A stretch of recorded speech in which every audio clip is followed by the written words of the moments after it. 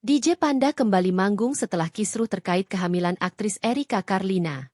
Setelah pengakuan kehamilan Erika Carlina, DJ Panda sempat sepi job.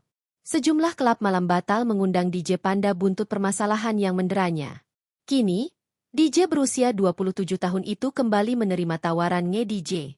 Penampilan perdana DJ Panda di Golden Tiger Kemang, Jakarta Selatan mendapat antusias yang luar biasa dari penggemar.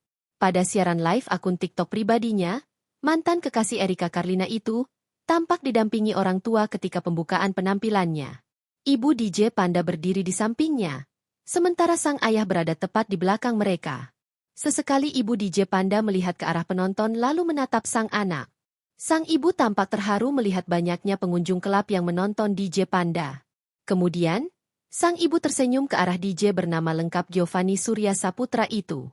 Bak tak menyangka dapat kembali tampil. Pria kelahiran Kediri, Jawa Timur itu terlihat menyeka air matanya.